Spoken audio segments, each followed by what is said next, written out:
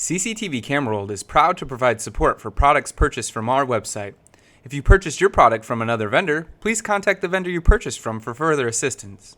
We're going to be showing you how to change the IP address of your intercom monitors and the intercom unit itself. And right now this is the monitor, and you would be configuring the changes on here for itself. And this is the intercom doorbell, or just the intercom itself. And you would be changing the IP address for it on the web interface. Now, when we ship these units, we put an IP address that's on the back. And this one has the following credentials. It's 192.168.1.109 for the intercom. And then for the doorbell, it's the 192.168.1.110. They can only take static IPs, so make sure you have proper understanding of IP addressing. So let's begin. So right now this is 109 and that's 110. I'm going to show you that it's working. Of course, you need to use a PoE injector or a PoE switch that's 802.3 AFAT compliant. And then when you press the button, and if it's correctly paired, you'll get a call on the screen. So we just pressed the green button on there and it started communicating. And I'm going to go snap here. You can increase the volume. I can hear the snap in here. That's pretty much it. That's how these things work. Now, when we ship them, they're already pre-configured. We firmware them, we test them, and we ship them to you. Now, if you didn't provide us an IP address and you've got a different subnet, you're going to have to change the IP addresses for these to work on your network. They're just not going to be deployable as by just connecting two Cat5 cords into your PoE switch or something like that. So here, let's go on to a Windows computer. You're going to need a Windows computer. And the first thing you're going to do is go to Control Panel. On a newer Windows, you have to type in Control Panel to get to the Control Panel. And then at the top right-hand side, the easiest thing is to do is search the Control Panel and go to Network. And you can either go into the Network and Sharing Center or click View Network Computers and Devices. So here on the top, we search for NET in order to get to that. I'm going to click right on Network and Sharing Center and then click Change Adapter Settings. Wired Ethernet, so you do need to have a computer with an Ethernet port on it, and then you would have to connect your Ethernet port to a PoE injector or switch to communicate with the doorbell. And if you're not on the same subnet as my colleague stated, you will have to right-click, go to Properties. In Properties, look for your Internet Protocol version 4. Make sure you click to highlight it, and then click Properties after you've highlighted it. Now, it's obtaining an IP address automatically, but I want it to set a static IP, so I need to click the Use the following IP address option. Then I need to enter in a valid IP address that is the same as the subnet or network for my intercom. As he mentioned, it's 192.168.1, so I'll choose 50. That number needs to be between 1 and 254 to communicate on the network. I always choose 50 because it's just the easiest and simple. And then you'll notice when I clicked or hit tab, it'll automatically fill in the subnet mask. If you need to fill in yours manually, then it would be 255.255.255.0. And then you don't need to enter in a default gateway. You can click OK. However, I'm going to enter in just the 192.168.1.1 just to make sure that it works. In the preferred DNS, you can leave that blank, click OK, and close. You may get an identifying status, and it may take a few seconds to identify, or it may not work at all. However, after a few moments, you should probably get an unidentified network. So first I need to check to make sure that that IP address is reachable. So I need to go back here to the search and type CMD or command prompt, open up a command prompt, and then type ping, which is P-I-N-G, like ping pong, and then type the IP address that I'm attempting to reach. Whoops. So if I type ping, 192.168.1.109, and then do a -T, then I'll see that after changing my IP address to the 192.168.1.50, I was able to ping my intercom before reaching it. So now that I know it's pinging and my computer has access to that IP address, I can close out of my command prompt, type that IP address into my web browser. So just typed it out, 192.168.1.109, and then I need to hit enter on my keyboard. And as long as you were pinging and you successfully set your computer to communicate on this 192.168.1 subnet, you should be able to access the intercom's web interface. I'm typing the username and password from the label that we showed earlier in this video. And then once again, I'm hitting the enter key or clicking login.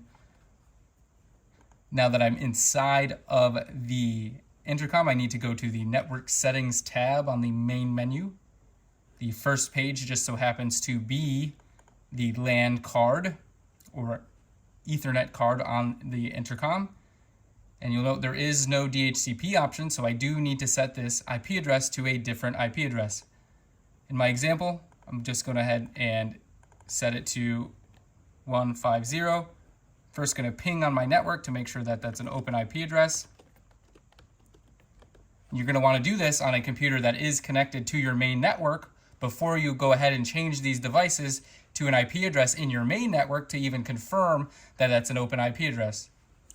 Now, one thing I'd like to add is when we were looking at this, you're not only changing just the last octet, you might be changing all of these digits. So if you're familiar with IT, you'd be setting this device to an IP address that conforms to the network scheme of your network. It could be 10.0, it could be XYZ, whatever. It could be any number, and then you have to appropriately assign the correct subnet from your network and the default gateway and the DNS that's accessible. If you do not enter any of those values correctly, then the intercom will not be able to dial out and connect to the app or to the screen unit itself. So entering the correct network parameters is essential for this to work. For example, if you're on a Comcast business network, your subnet may look like something like this, which is 10.1.10. something. Again, we're in a standard network of 192.168.1, and I checked that the 150 IP address is open and available. So I'm going to go ahead and click apply. So now that I've clicked that, I should go back to my command prompt, ping it, and I'll see that it's now changed to 1.150. You, in your case, may need to actually plug the intercom back into your main network to access it at the new IP address, but I'm showing here that it was able to do that on its own. So now we need to go ahead and change the IP address on the intercom screen, and now we need to point the intercom screen back to the intercom. So back over here on the intercom screen, I'm just going to tap on the screen. It's going to wake it up from the sleep. I need to go into the setting tab from the main menu. I need to go into project settings. The password is the password that's on the label on the back of the unit, just so happens to be 1234556 to get into the settings.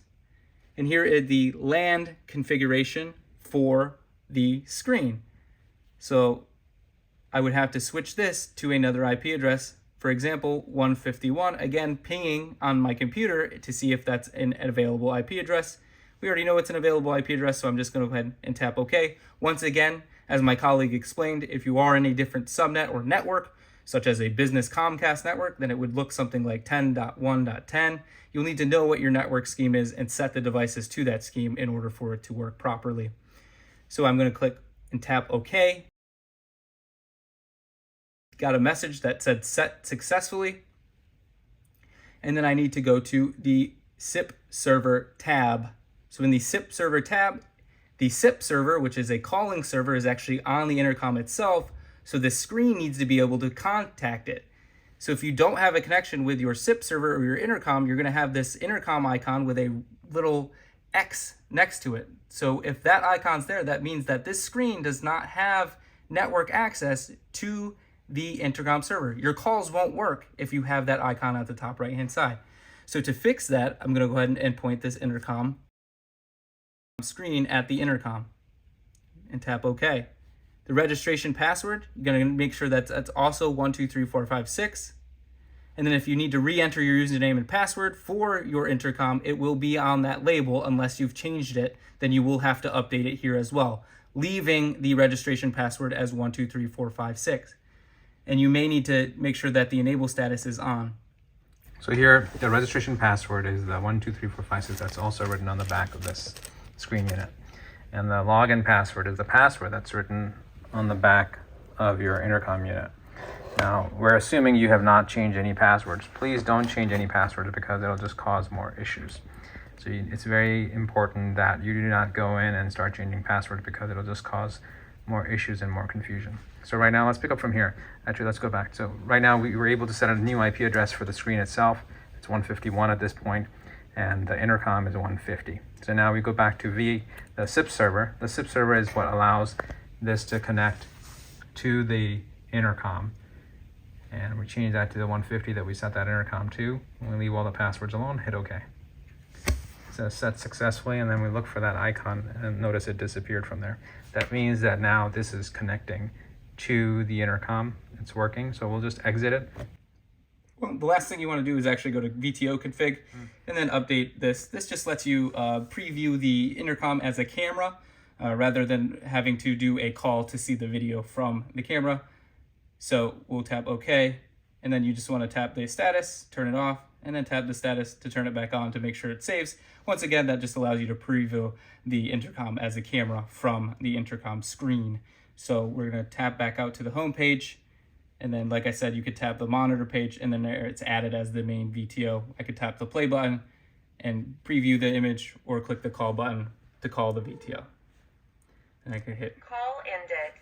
the hang up button to hang up. And then if I were wanting to call it, I would just tap in 8001 and call it. Call ended. So the extension for this is 8001. Where does the user find that within the settings? They find that in the intercom setting. Okay. So it's defined in the intercom itself. Okay. So on this device, and usually when we ship these, we set the intercom, if there's only one, to 8001. That's the ID.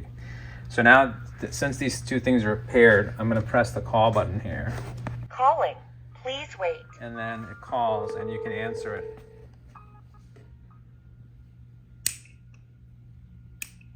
There's two-way communication happening, and I can actually hear it snapping, and that's fine. So that's how these things work. Just make sure your IP addressing is done correctly to ensure a proper connection between the two devices. And also imperative you do not change the passwords. Thanks for watching.